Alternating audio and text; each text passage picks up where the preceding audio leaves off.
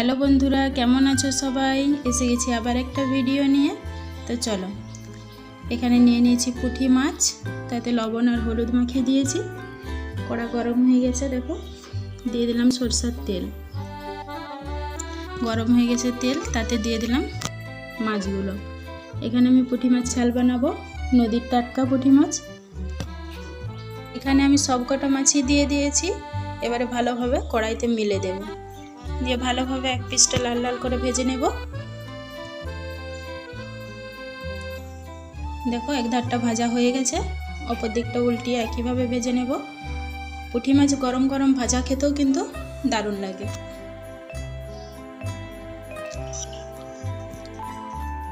আর সেটা যদি নদীর টাটকা মাছ হয়।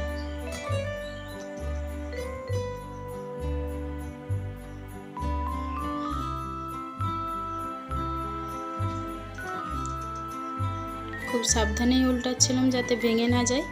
উল্টি দিয়ে চলো আমার মশলাটা বেটে নিতে হবে। এবারে এখানে মশলা সেরকম কিছু নয়, সরষা, কাঁচা লঙ্কা, একটু রসুন, আদা আর লাগবে একটু পেঁয়াজ। মাছগুলো আমার ভাজা হয়ে গেছে, কড়া থেকে তুলে নিচ্ছি।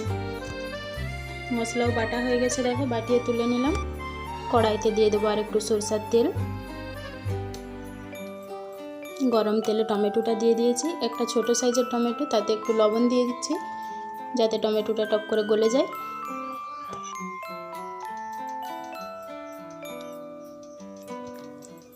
টমেটোটা ভালোভাবে গলে গেছে। 1 চামচ হলুদ গুঁড়ো আর 1.5 চামচের মতো ছোটো চামচের লঙ্কার গুঁড়ো দিয়ে দিয়েছি। মশলাটা একটু নাড়িয়ে নিয়ে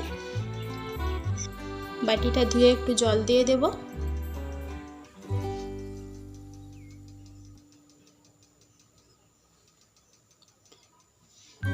বেশি কষানোর দরকার নেই, মশলা বেশি কষালে তিতে হয়ে যাবে, তার জন্য একটু কষিয়েই আমি দিয়ে দিলাম ভেজে রাখা মাছগুলো।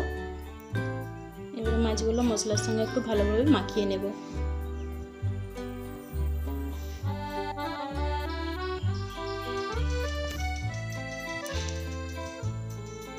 এইভাবে মাখিয়ে নিয়ে মশলার সাথে একটু সামান্য জল দিয়ে দেব। জলটা মরে গেলেই রেডি হয়ে যাবে পুঁটি মাছের ঝাল। খুব সুন্দরভাবে জলটা শুকিয়ে গেছে, কত সুন্দর হয়েছে দেখো। তৈরি হয়ে গেছে পুঁটি মাছের ঝাল। আমার ভিডিও তোমাদের কেমন লাগলো জানিও, আর একবার হলেও বাড়িতে এরকমভাবে বানিয়ে দেখো, আশা করি ভালো লাগবে। দেখা হবে আবার একটা ভিডিওতে, ততক্ষণ ভালো থেকো, সুস্থ থেকো।